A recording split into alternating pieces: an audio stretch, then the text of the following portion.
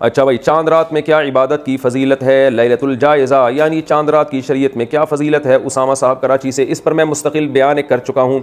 देखें, ईद की रात, बकरीद और ईद उल फितर की रात के बारे में कुछ हदीस हैं जिनमें आता है इसकी रात में बहुत इबादत की फ़जीलत है, लेकिन उनमें से कोई भी हदीस सही नहीं है, बल्कि इंतहा दर्जे की ज़ईफ़ हदीसें हैं। लेकिन अब चूँकि कसरत से हैं तो बाज़ उलमा इस तरफ गए हैं कि इतनी सारी हदीसें दर्जे हसन तक पहुँच जाती हैं, और दूसरी बात यह कि फ़ज़ाइल में ज़ईफ़ हदीसें भी चलती हैं, तो इसलिए बहुत से उलमा इस तरफ गए हैं कि भाई इस रात में इबादत करनी चाहिए, ईद की रात और बकरीद की रात में, ये फ़जीलत की रात है। लेकिन बाज़ मुहक्किकीन इस तरफ गए हैं कि एक तो रिवायतों में ज़ोफ़ बहुत ज़्यादा है, दूसरा वो क़यास के भी ख़िलाफ़ हैं। क़यास के ख़िलाफ़ इसलिए हैं कि देखिए, शरीयत का एक हुक्म, शरीयत का एक मिजाज ये है कि जैसे ही सूरज गुरूब होता है, इस्लाम कहता है इफ्तार में जल्दी करो। क्यों? कि अब रोज़े का टाइम ख़त्म हो गया। इसी तरह जैसे ही चांद नज़र आया, तरावी ख़त्म, क्योंकि रमज़ान के हकाम जो थे वो ख़त्म।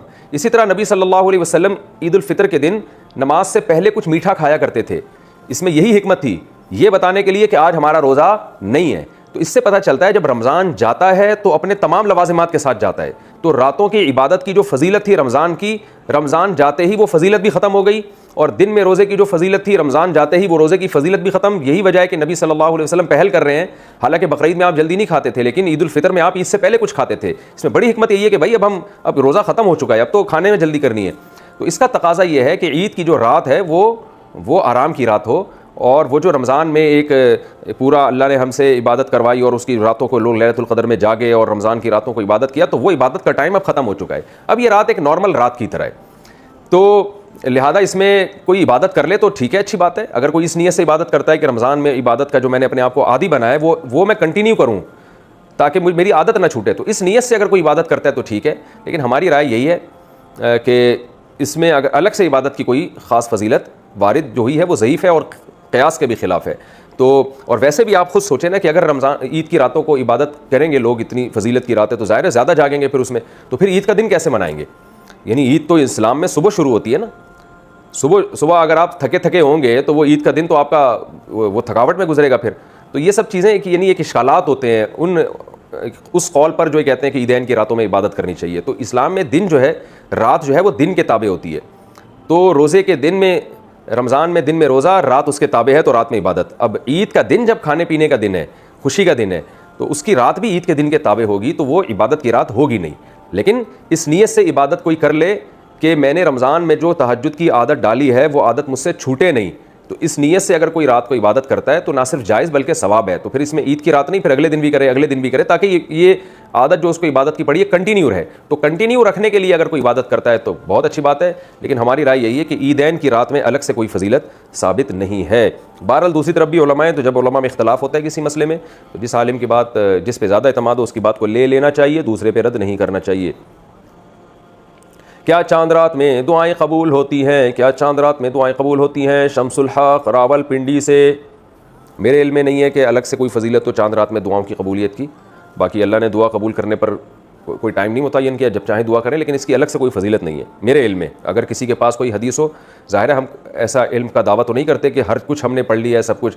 बाज़ दफ़ा ये होता है मैं कोई बात कहता हूँ तो लोग हवाला भेज देते हैं, तो मैं रुजू कर लेता हूँ। तो मेरे इल्म में अब तक तो टूटी फूटी हमने तहकीक की है, कोई ऐसी रिवायत मुझे मिली नहीं है जिसमें ये आता हो कि चांद रात में दुआएं कबूल होती हैं। अगर किसी के इल्म में हो तो काइंडली वो हदीस का रेफरेंस भेज दीजिएगा। चांद की पेशगोई करना कैसा है? शरीयत में चांद की पहले से पेशगोई करने की क्या हकीकत है? क्या ये पेशगोई कर सकते हैं कि इस दफ़ा ईद फ़लाँ तारीख़ को होगी? मोहम्मद नदीम कराची। जी हाँ जी, फ़ल्कियात के इल्म में बड़ी तरक्की की है। बाज़ दफ़ा फ़ल्कियात से यकीनी तौर पर पता चल जाता है कि ये रोज़े 30 होंगे या 29 होंगे। तो अगर माहिर फ़ल्कियात को 100% यकीनी तौर पर कैलकुलेशन से पता चल गया और वो बता दें तो कोई हर्ज नहीं है इसमें। लेकिन बाज़ दफ़ा फ़ल्कियात के माहिरीन खुद कन्फ्यूज़ होते हैं कि भाई इम्कान है, तो फिर वो पेशगोई इम्कान ही की करें, यानी वो बताएं कि भाई इम्कान 29 का भी है, 30 का भी है, वो ये बता देते हैं इतने % इम्कान है। तो इसमें कोई हर्ज नहीं है, इससे हिलाल कमेटी को आसानी होती है। बाकी हिलाल कमेटी ने करनी अपनी होती है, वो फ़ल्कियात वालों की पेशगोइयों को आजकल लिफ्ट नहीं कराती है।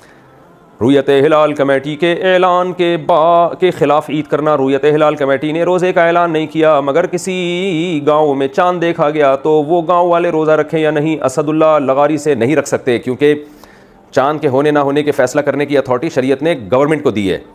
तो गवर्नमेंट या उसकी तरफ से नामजद कमेटी, तो जब तक वो कमेटी ऐलान नहीं करेगी, ऐसे तो आप खुद बताओ ना, मुल्क में फसाद पैदा हो जाएगा। वो कह रहा है मैंने देखा है, वो कह रहे हैं वो उधर गवाही ले रहा है, वो उधर गवाही ले रहा है, तो हर गली महल्ले में फड्डे होंगे फिर तो इसलिए ये अथॉरिटी हुकूमत के पास है। हाँ, गाँव वालों में जिस आदमी ने अपनी आंखों से देखा वो रख ले, लेकिन उसकी गवाही दूसरों के लिए हुज्जत नहीं है। अगर कोई कहता है मैंने अपनी आंखों से देखा है, तो मोस्ट वेलकम, आप रखें रोज़ा भाई।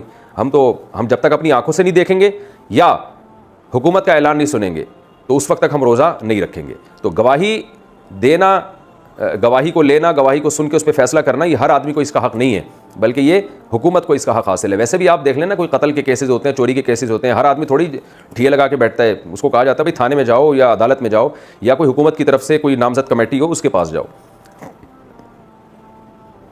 अच्छा भाई, पूरी दुनिया में एक दिन रमज़ान और ईद हो सकती है, चांद के इख्तलाफ मताले का कहाँ तक एतबार है? एक दोस्त से एतराज़ करते हैं कि पूरी दुनिया में कहीं भी चांद नज़र आ जाए तो सब ममालिक के मुसलमानों को रोज़ा वगैरह रखना चाहिए वगैरह वगैरह।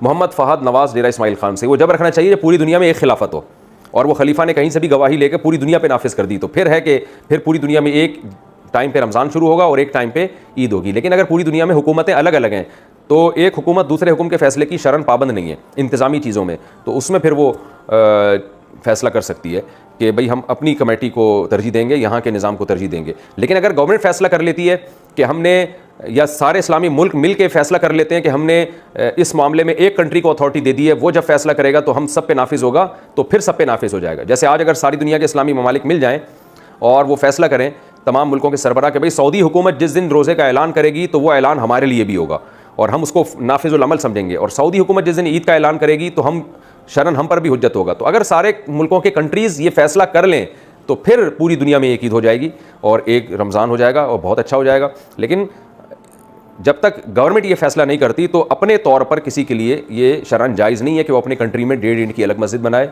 और वो कहे कि नहीं जी मैं किसी और कंट्री के हिसाब से चलूँगा या किसी और मुल्क की गवाही के हिसाब से चलूँगा। ये शरन जायज़ नहीं है। फौतगी वाले घर में पहली ईद कैसे मनाएं? जिसके घर मैयत हो और पहली ईद आ जाए तो क्या हुक्म है? यानी क्या रिश्तेदारों का ईद में ताज़ियत के लिए आना, रोना धोना और इस तरह फैमिली वालों का नए कपड़े ना बनाना, ये क्या हुक्म है? नहीं, ये जायज़ नहीं है। उनके लिए भी ईद ऐसे ही है जैसे दूसरों के लिए। हाँ, ये एक अलग बात है कि उनको गम होता है और ईद के दिन अगर उनके आंसू निकल जाएँ अपने प्यारों को याद करके, अपने मरहूमीन को याद करके, तो इसमें कोई गुनाह नहीं है क्योंकि ये गैर इख्तियारी चीज़ है। लेकिन ईद वाले दिन बाकायदा गम मनाना और ये कहना कि ये नए कपड़े नहीं सिलवाएंगे और सब रोने धोने की नीयत से इनके घर जमा हो जाएंगे, ये ठीक नहीं है। वैसे जमा हो जाए कि इन बेचारों को गम पहुंचा था तो आज हम इनकी ईद की खुशियों में शरीक हो गए, थोड़ा गम हल्का कर दें, इसमें कोई हर्ज नहीं है। गम मनाने के लिए जाना जायज़ नहीं है, गम हल्का करने के लिए जाना उनके घर में जायज़ है। ईदी देने की शरई हैसियत, ईद के दिन बच्चों को जो पैसे देते हैं इस ईदी के नाम पे, इसकी क्या शरई हैसियत है? सद्दाम हुसैन कश्मीर से, भाई बच्चों को अगर ईदी नहीं देंगे तो बच्चों की ईद कहाँ से होगी? थोड़ा बहुत तो इतना भी आप मुश्किल ना बनाएं मेरे भाई दीन को। तो बच्चों को तो खुशी ही ईद में इसी की होती है। हाँ, उसको बहुत ज़्यादा इतनी भारी भारी रकमें आप लोगों ने बांध ली हैं जिस पे बंदे को टेंशन शुरू हो जाती है कि यार मेरे पास इतने पैसे हैं नहीं और बच्चे सारा मेरी जायदादें पी जाएंगे ईदी में। तो हल्का रखना चाहिए। तो अपने बच्चों को या अपने करीबी रिश्तेदारों को थोड़े बहुत पैसे दे दें तो कोई हर्ज नहीं है इसमें। लेकिन वही बात है कि इंसान पे उसकी ताकत से ज़्यादा गुंजाइश से ज़्यादा बोझ डालना ये बहरहाल हराम है। अगर कहीं इतना ज़्यादा ये रस्म जड़ पकड़ गई है कि आपकी बोझ बनने लगी है तो फिर इसको ख़त्म कर देना चाहिए। ईद में गले मिलना कैसा? ईद की नमाज के बाद गले मिलने का सुन्नत तरीका क्या है? क्या एक बार मिलना है या 3 बार? अफजल राजा, ईद के दिन गले मिलना सुन्नत से साबित नहीं है, इस रस्म को तर्क कर देना चाहिए। इसकी वजह से बहुत टेंशन होने लगी है, ईद मनाना मुश्किल हो जाता है। बंदा निकला और बहुत हज़ारों का मजमा आगे खड़ा हुआ है, इमाम साहब से ईद मिलेंगे, तो इमाम साहब दुनिया में किसी से मिलने के लायक नहीं रहते। तो इसलिए जो चीज़ शरीयत में नहीं है उसका इजाफा नहीं करना चाहिए। बस मुसाफा कर लें, ईद मुबारक कह दें, दुआएं दे दें और पतली गली से निकल लें। मैंने तो देखा है लोग रास्ते बदल रहे होते हैं और बाज़ लोग तो 3-3 दफ़ा गले मिल रहे होते हैं, वो तो बहुत ही टेंशन में होते हैं। अब आप गली में जा रहे हो, आगे से 10 आदमी आ रहे हैं, ओ भैया आदमी कहता है हर एक से 3-3 दफ़ा मिलो, तो 10 को 3 से ज़रा अपने 30 दफ़ा, तो 30 दफ़ा जब आप उससे गले मिले, फिर आगे 5 आदमी आ रहे हैं तो 5 या 15 वो हो गए, फिर तो थोड़े यानी एक इतनी टेंशन होती है। आदमी कहता है यार मैं अगर गला घर में रख के आता या उसकी ईद मिलने के लिए कोई अलग से गला बनवा लेता तो ज़्यादा अच्छा होता। तो जो शरीयत में नहीं है वो ना करें, अपने ऊपर खामखा की पाबंदियाँ ना लगवाएं। तो इसलिए लोग रास्ता बदल देते हैं, मैंने देखा है। देखा भाई वहाँ से पूरा जत्था आ रहा है, दोस्तों का भाई इधर से टन मार, भाई यहाँ से निकल, तो इतनी टेंशन। तो इसलिए जो हल्का शरीयत ने जिस काम को हल्का रखा है उसको हल्का ही रहने दे। तो मुसाफा कर लें, ईद मुबारक कह दें। वो भी मुसाफा भी जब करें जब आमना सामना हो जाए, नहीं होता तो स्पेशल वो ईद के लिए मुसाफा करने बंदे के पास जा रहे, ये भी ठीक नहीं, बस अपने करीबी रिश्तेदारों से मिल लिया करें। अच्छा भाई, औरत घर पर ईद की नमाज़ क्या पढ़ सकती है? क्या औरत घर पर ईद की नमाज़ पढ़नी चाहिए? अगर हाँ तो इसका क्या तरीका है? तहजीब अनवर, उत्तर प्रदेश। नहीं जी, औरत ईद की नमाज़ घर पे नहीं पढ़ सकती। ईद की नमाज़ अगर पढ़नी हो तो ईदगाह में जहाँ भी जमात हो रही है वहाँ शिरकत करना ज़रूरी है। ईद की मुबारकबाद देना कैसे? ईद की मुबारकबाद देना कैसे? वसीम अहमद, अच्छी बात है, दुआ है, मुबारकबाद, मुबारक का मतलब अल्लाह इस दिन को आपके लिए बरकत वाला करे, तो ये ठीक है, कोई हर्ज नहीं है इसमें। ईद से पहले नवाफिल पढ़ना, ईद के दिन फजर की नमाज के बाद ईद की नमाज तक नफल पढ़ना कैसा है? नबील आवान मकरू नापसंदीदा अमल है। फजर पढ़ के घर जाएं और ईद की तैयारी करना शुरू कर दें। ईदगाह में आके नवाफिल पढ़ना सही अमल नहीं है, जायज़ अमल नहीं है। ईद उल फितर कितने दिन की है? ईद उल फितर और ईद उल अज़हा एक एक दिन की होती है या तीन तीन दिन की? ज़ौजा मंसूर कड़क से ईद उल फितर एक दिन की होती है। ईद उल अज़हा में कुर्बानी के अयाम 3 हैं, 3 दिन हैं और चौथा दिन उसमें रोज़ा रखना हराम है। तो इस लिहाज से हम ये कह सकते हैं कि ईद उल अज़हा के अहकाम 4 दिनों तक रहते हैं, 3 दिन तक कुर्बानी और चौथे दिन भी रोज़ा हराम। और ईद उल फितर का जो हुक्म है वो एक ही दिन तक रहता है, क्योंकि एक ही दिन रोज़ा हराम होता है, अगले दिन रोज़ा रख सकते हैं आप। रमज़ान के बाद क्या तब्दीली लाएँ? रमज़ान के बाद ज़िंदगी में कैसे तब्दीली लाएँ? अब्दुल्ला साहब लाहौर से, भाई रमज़ान में ही तौबा करके तब्दीली ले आएँ, बात का इंतजार ना करें और तौबा कर लें। अल्लाह में तमाम सगायर कबाइर गुनाहों से बचने का तुझसे वादा करता हूँ। और जो रमज़ान में इबादत का मामूल बना है तो थोड़ा थोड़ा उसको पूरे साल कंटिन्यू रखें। जैसे रोज़ों की आदत पड़ गई है तो अब ऐसा नहीं कि ईद का चाँद नज़र आते ही रोज़े बिल्कुल गायब, बल्कि आप पीर जुमेरात का रोज़ा रखें, अयामी बीस का रोज़ा रखें। इसी तरह रात को थोड़े बहुत नवाफिल का मामूल